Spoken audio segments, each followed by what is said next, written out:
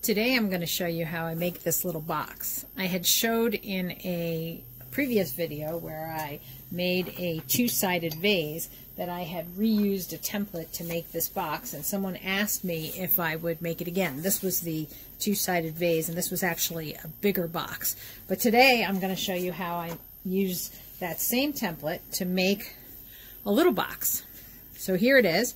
It's about 5.5 inches tall, and it's 2 1/4 on the bottom and 2 1/2 on the top. So you have a little wider top than bottom. And I also have cut out a square template for the bottom, which is 2 1/2 by 2 1/2, and a 3-inch for the lid. So just to make things easier, I pre-cut the pieces out. I rolled out a slab, and then I cut out the pieces of the sides. So basically I cut out 4 sides. And what you want to make sure is that you know where your bottom is, because the bottom is narrower than the top, and you want to make sure that you know which is which. So I'm going to just smooth out the front of these a little bit. And then we're going to add some texture to these. So today I think I'm going to use this stamp that I have. I showed how I make stamps in another video. Here's a leaf stamp. These are bisque stamps, and I have been playing around with these today because when I make anything I always make more than one. So I have in process right now this box over here with the leaf stamp. But let's do this one with this little I don't know what you call it. So with this, I like to stamp these down first. You want to wiggle when you're putting these bisque stamps in. You want to wiggle them around a little so you get a nice, good impression. Let's see. And then maybe a partial there. And then what I'm going to do is I'm going to take my rubber tip tool, and whatever you want to use to make a line, because I like a line from these. And all of this is places that the glaze can pool, which is always nice. Gives you a little texture. You should probably just ignore that for now. So I'm going to just do all 4 of these. Well, see, I did not wiggle it enough on that one, so the edge didn't come out. Let's see. Try to make them all a little different. So for this, I mean, you could roll texture in if you had a roller. You could leave it blank and then use glaze to put some kind of decoration on it. It's completely and totally up to you what you do here at this point.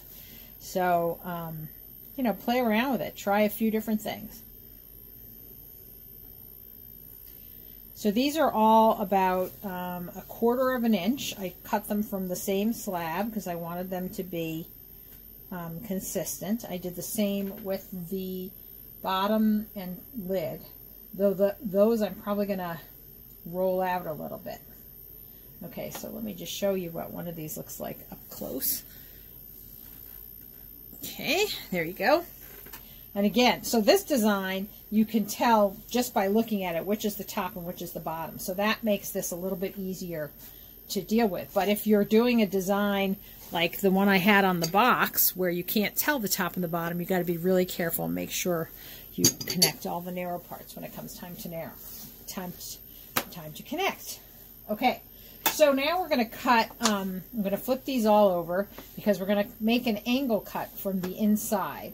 So you can do this with a knife if you want. Just you cut on both sides at, I'll show you how to do it both ways. So you tip your knife and then at an angle, and you just go along the edge, which it's a little difficult to do it completely consistent, which is why I like to use a tool.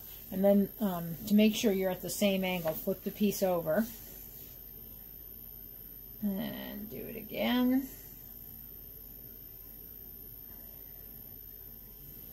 Okay.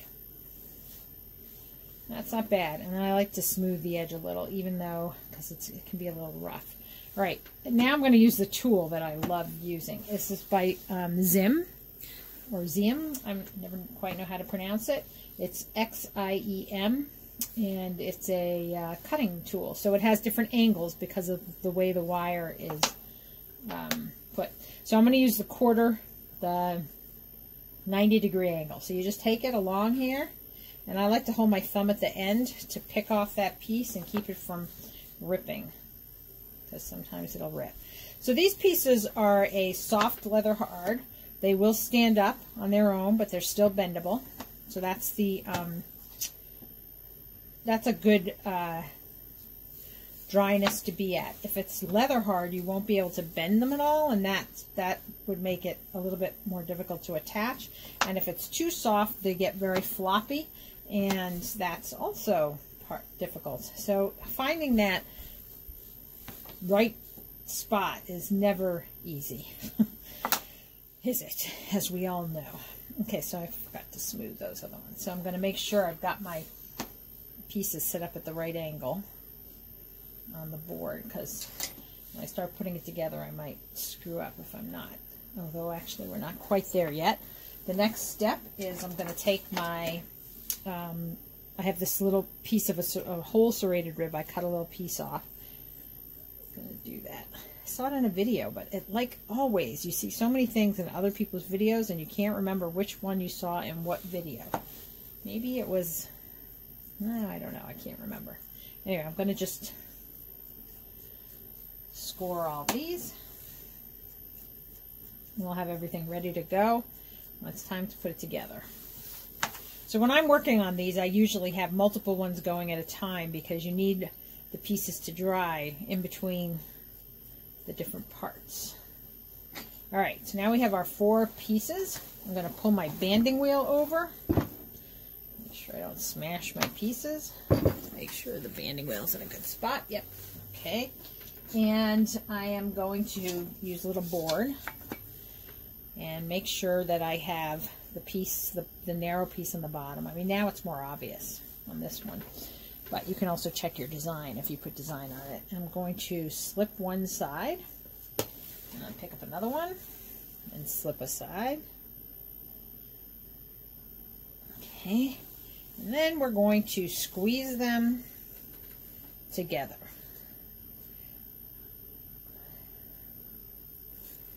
So when I first started making these, it was really, it was an interesting experiment to try to find a shape where you had one side that made a shape that you liked. And I actually had, I knew I wanted a shape similar to this, but I did many incantations before I found like the right dimensions for what I was looking for. Okay. So that's one side. I'm going to just rub this. You saw I was pinching. I'll show you on the next one. I was pinching it a little bit to get them sealed up a little, connected. All right, so we're going to slip. And now I'm sorry it's a little bit more difficult to see what I'm doing, but it's the same action. I'm just squeezing with my fingers a little bit to get these to connect, pinching,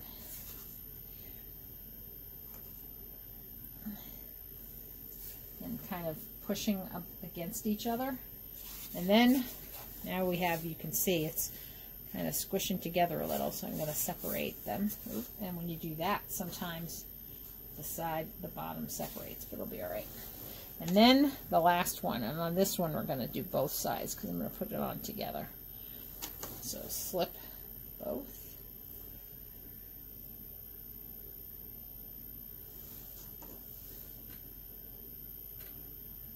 Okay. And then it's very possible that I'll end up cracking one of the other sides, but we'll you know, splitting them open a little, but we'll fix that.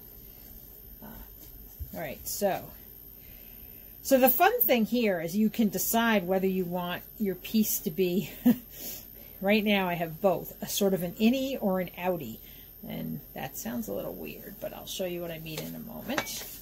So here, this piece is kind of concave, and this one is convex. So you kind of have to decide. I mean, I guess you don't have to, but I like the idea of figuring out which way I want them. So I think I'm going to do these all convex. So, and I might push them out a little bit more later, but I just want to make sure they're all doing that. So then it sits better. So the most likely spot where you're going to have cracking is up here at the top. So you want to try and work these sides together as best as you can at this top join. Maybe even add a little extra slip if you need to, or even clay. I have when I first started making these, I did put a coil on the inside through all the seams, but I have since then stopped doing that, and it seems to be okay. But if you're new to hand building, you might, well, I don't know how to say this. I don't like the extra work that comes from putting in the coil. I think it's kind of a pain, and I don't mind seeing the seams. But if you want the seams to be completely invisible, then you would have to coil it. And I can't get my hand in here, so it makes it kind of difficult. So what I do is, using my rubber tip tool, I'm going to go along the inside of the seam, and I'm going to pinch a little bit and hold my hand there from the outside to try not to split this open. And you might need the narrow end. And so you'll see the seam in the inside, but I don't mind that. I mean, it's a hand-built box, so you might as well see the seam. So I'm going to do this all the way up, and then I'm going to flip it over and look at the bottom, because sometimes the bottom needs a little work too. Okay, and if you were to split a side, you would see it, the light coming through. Okay, so be very careful. Oh, not so bad. So the bottom is going to have help from the base we're going to put on it to keep this together, but the top is why we definitely have to do a little bit more work with the top. So I'm going to let this sit and dry for a bit, and see, it's already splitting. Definitely the most painful. And this is going to be one of those projects that you're going to have to let dry very slowly, because you want all the pieces to get connected, and you don't want to have all that cracking, because that's no fun. Nope, might help a little to do this. Rub it like this, and then we'll smooth it out. You just kind of pull the clay over so they're connected, and then with your finger just smooth away those lines. Okay. All right, so now we're going to let that sit. I'll be back. So this has been drying for a bit, and I see that I have a little bit of cracking. So I'm going to reinforce the corners a little. And sometimes I end up having to do this more than once, which is too bad. So I'm going to roll out a very thin coil, because I don't want a lot of clay for this. So you can see it's pretty thin. And then I'm going to just take some slip, put it in the corners, the four corners, on the inside a little bit and on the top. And then I take my coil, and I just like maybe 1/4 of an inch on the inside, and then I just wipe a little edge off onto the top. So I kind of pinch it over. So I squish it in there, and it's hard to see it because of all the slip. So, but there's a little extra clay there. And then we're going to go back and fix that. Oh, there. So you can see. So it's like a little loop of coil around the top. All right. And then I'm going to squeeze it in, clean it up. You don't want it to look like you stuck a coil there, so you really want to rub it in.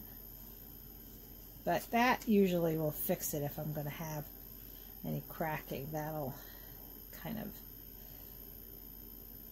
fill it in, and hopefully, of course, you don't know till the very end whether or not you fixed it, because it can crack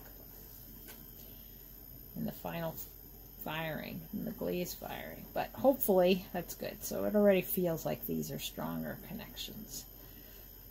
Okay, so Now we're going to put the base on. You do want to make sure that this is strong enough to sit upside down, because we're going to have to put this on the lid and apply a little bit of pressure. So this seems to be okay. It's close. It's a little softer than I might like, but it'll be all right. Okay, so you remember we cut out this little square that was 3 inches by 3 inches. I mean 2.5 by 2.5, and you see it fits right on there, but it's a little bit thick. So I'm going to thin it out a little. We're just rotating the square and trying to be somewhat even. But the fun part is it actually makes the square a little not square, which is actually kind of nice because it adds a little something to the base. So I'm going to smooth out the bottom, smooth out both sides, and I'm going to take my finger along the edges.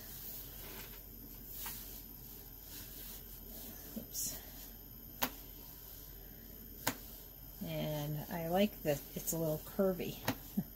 I'll show you in a moment. But it's fun. It's hand built. It's nice to add a little, I mean, it adds maybe a little bit of whimsy to it. So you see how the edge is kind of a little off? So when it's on here, it's going to add a little something to the base, which you can't see. So it adds a little something to the base. But before we do that, we want to make sure if we're going to do any decorating. So I'm going to take my stamp again, and I'm going to just wiggle it around, and I'm going to make a little circle of sorts with the pattern.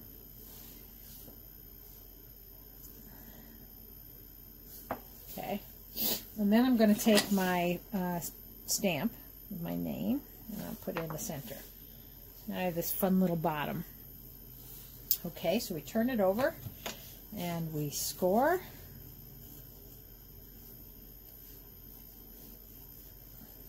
The bottom, and then we're going to pull this over and score this.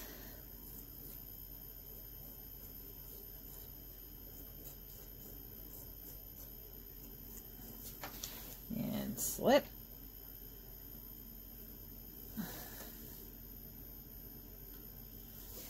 Slip this.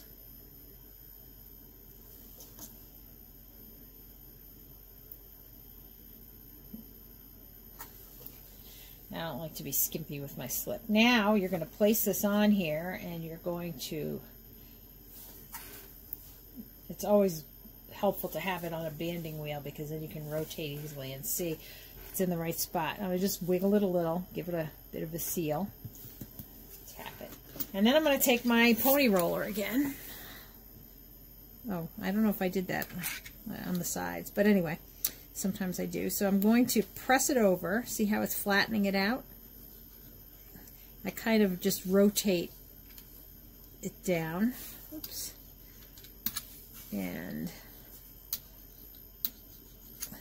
yeah, and then I'm going to do the 4 corners. So I'm going to go boom.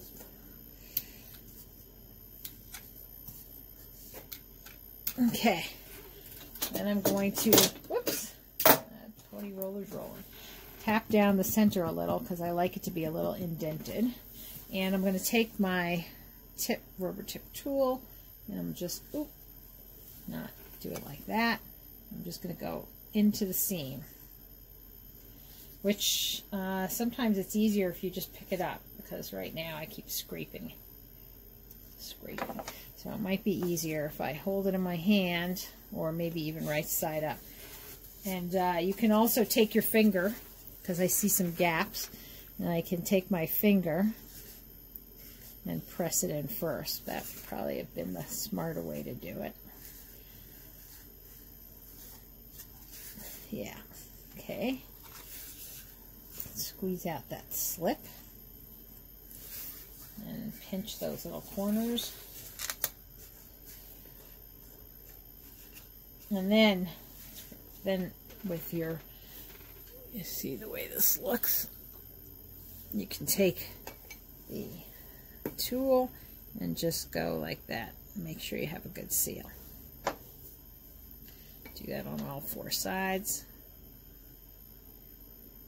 Wipe up any extra slip. And there we go. Make sure you've tapped your bottom. Okay, so now we're going to put that right side up. Oh, and the cracks, it didn't crack, so that's great. It held out. I tend to fiddle with these a lot, which I try not to when I'm making pots, but with this, I guess I end up doing that. All right, so now it's time for the lid. Maybe we should do the feet. Let's do the feet first.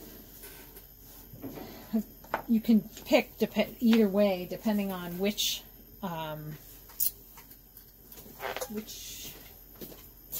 part is too soft. And since we just added that other part to the rim, I don't want to mess with the rim too much right now. So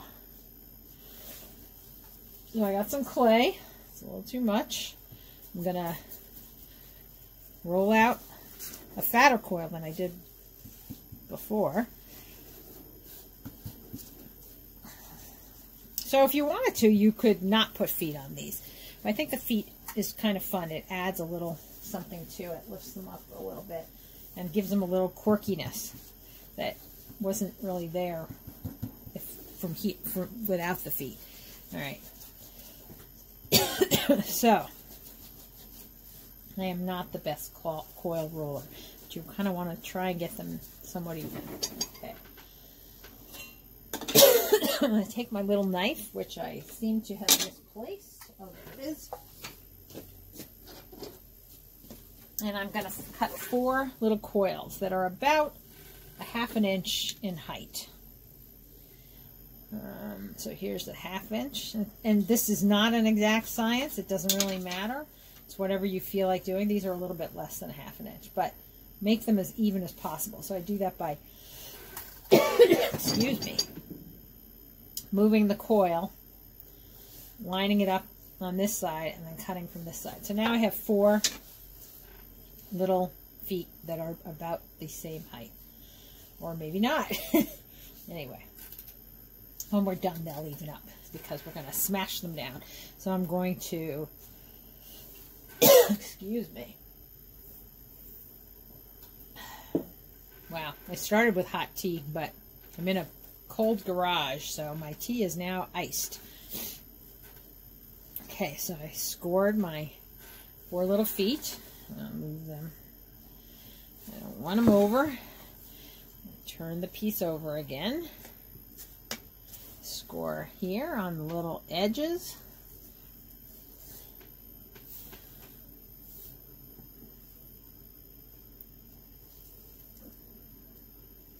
And then use some slip.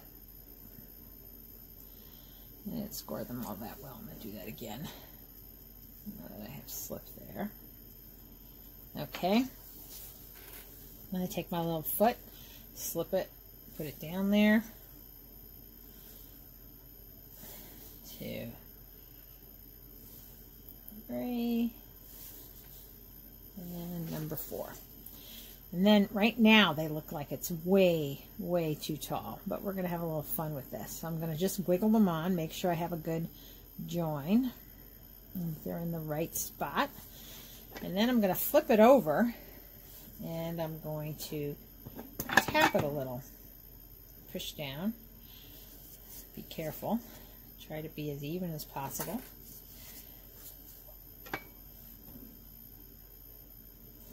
Okay. And there you go. They're kind of a little weird and kind of fun. All right, so we're going to let them sit for a moment, attach themselves, and we're going to work on the lid. So again, I have a square that I cut out. It was, what did I say the tops were? 3 inches by 3 inches. But if you saw it on here, you'd see it's just kind of over the edge, and I'd like it to be a little bit bigger. So again, I'm going to take my pony roller You can just use a rolling pin too, whatever you have handy. Whoops. And try to even this, thin it out a little. And again, we get that sort of unevenness, which I think is fun. If it's too uneven for you, you can always cut off what you don't like. And I'm smoothing the edges. And actually, I need to do this. Nice, smooth top and bottom.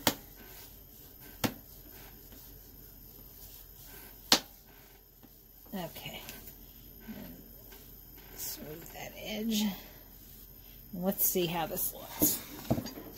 So you kind of have to picture it. It's not a lid yet, but that looks pretty good. It's going to have a little overhang, which is what I wanted. And plus the lid is going to change shape a little bit as we do this. So you pick which is your top and which is your bottom. You get it in the inside and the outside of the lid. You kind of line up your corners, make sure you're in the right spot.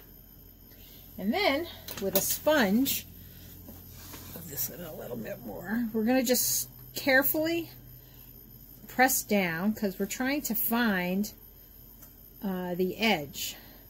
And the edges of the box, and that'll help us make this kind of little puffy lid. And then I'm going to take my finger and push in against the walls of the box, and that makes this indentation, which I'll show you in a moment. That's why you want your piece to be set up enough so that you're not going to make the walls crack yet again, the connections on the walls. So then you might, depending on how puffy a top you want, you'll press down over here. I'm going to have a little fun with this one. And you know what I forgot to do? I like to put texture on the lid, and I forgot to do that. So this has no texture. And we're kind of stuck now. We can't do it. So maybe when we put the knob on, we'll do something fun for texture.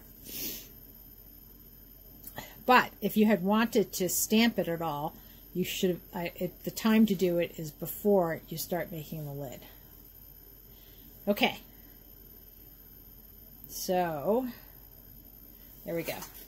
So now we have the indentation, and we're going to fill in with a flange. So I've got this piece of clay, another slab, little slab, and just smooth it a little. And then these, what I like to do is, well, I'm going to even out the walls because it just, the edges, it just makes it easier to do this. Because what we want is 4 pieces that are the same height, which I like to use about a 1/2 inch for the height. And their length is going to be the length of the inside of the indentation. So let's get that over here. And if you take a ruler from here to here, it's just about, it's a little bit more than 2 inches, or about 2 inches. But I'm going to make these slightly less than 2 inches. Oh, how perfect is that? This is slightly more than 2 inches, so I'm just going to cut a little bit off. And actually, pretty close to 2 inches for this. I'm going to cut a little off. And now I have, it's just slightly less, like a 1/8 of an inch less than 2 inches. And now I'm going to cut 4 1/2-inch pieces. So I'm going to mark off 1, 2, 3, 4. Okay. And that is going to be the extra piece there. That's not one. We have 1.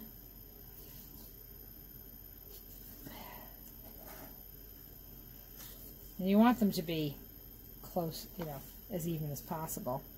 But oh, that's what's screwing me up. A little knob of clay. Oops. And cut it all the way through.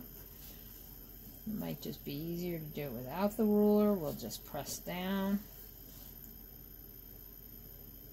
Oh, I ended up with 5. That's okay. So now I'm going to line, well, we want to test it, make sure it's going to fit, and it does. There's a little bit of a gap, but we'll worry about that in a minute. And we're gonna make a little square with these 4 pieces. So first I'm going to take my cutting tool and I'm going to cut an angle on both sides. And the easiest way is to connect them like I just did. You know, put them all together so you end up with the same size pieces, unless you screw up and move them, like I just kind of did. Okay, so we have 4 pieces, and we're going to score. And then let's separate them because they're not really connected. Slip the 4 little ends, or the 8 ends, I guess, to make the 4 pieces connect. And we're going to put them together in this little square. That is going to be the flange. So we've got 2 there, 2 there. It's connected. Smooth out a bit. And then pick it up and rub these 4 corners to get a good seal.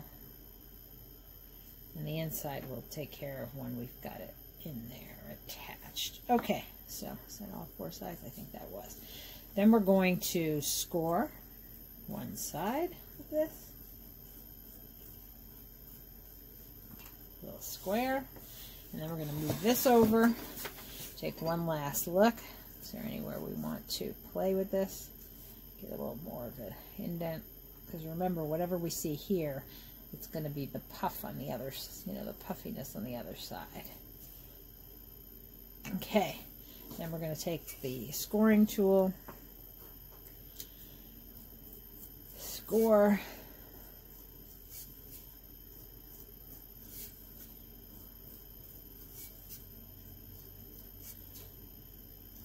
yeah, okay, slip,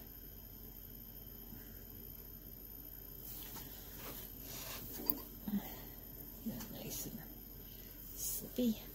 Slip this.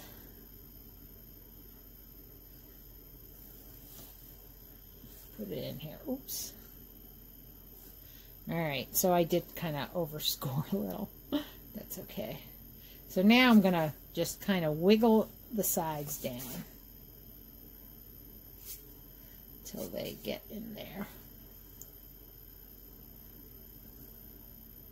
Get a good seal. And we'll just have to smooth out where I overscored. Okay, now where's my rubber tip tool? We're going to do that from the, as we always do, the seal. Seal it by rubbing away and getting rid of that extra slip. Now, this is a, that one doesn't want to go. Okay. This would be a place where you could, the inside, you could put a coil if you wanted to. You have to decide that. See if it's, like I think if I rub it enough, I can get rid of, you know, kind of get it in there so it's more attached. But if you feel like there's too much of a gap, you could add a coil down here. You would just slip and score in there. So my problem is I don't like dealing with all those little tiny little spaces. My hands don't like those tiny little spaces. So I try to do as much as I can with a tool like this. So you want to get all those seams. And you can play with it a little after it's set up some because it's still a little wet right now. So now, let's peel that lid off, turn it over. That's pretty cute. And we can let it dry and see how it made that kind of little indentation. So because I didn't put any texture on the top, I think I'm going to make a really big knob. And I'm going to use my stamped. So let's see. This might be a little too much clay. I'm going to use my stamp. Do it on one side. Whoops, my hand. And then this side, it's going to, well, if I put it in the sponge, no, it probably won't matter. So it won't be quite as, because when we indent that side, it's kind of a soft, because it's smushed it on both sides. And then I'm going to tap it down to give it a flat piece. And there you go. That's kind of cool, huh? I like it. And I'm going to score. Now you got to figure out where you want it. Do you want it at an angle, like across the lid, or sitting flat, you know, down the center? On this one, I think I'm going to go across, so it's corner, you know, corner to corner like that. So we're going to score, slip, and oops, might still a little soft, so I think I'm going to do that, like that. And it's cracked a little. And again with the tool,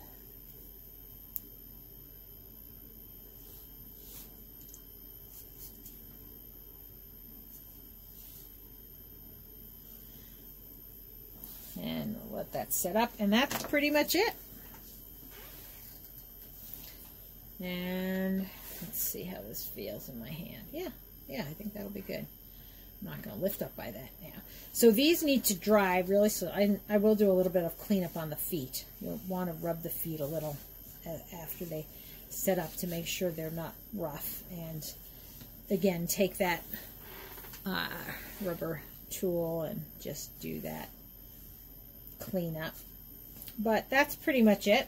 There's not much more I would do to this. I will let this dry really slowly, covered in plastic, because you want all the parts to connect and not crack. So I hope you enjoyed that, and I will see you next time.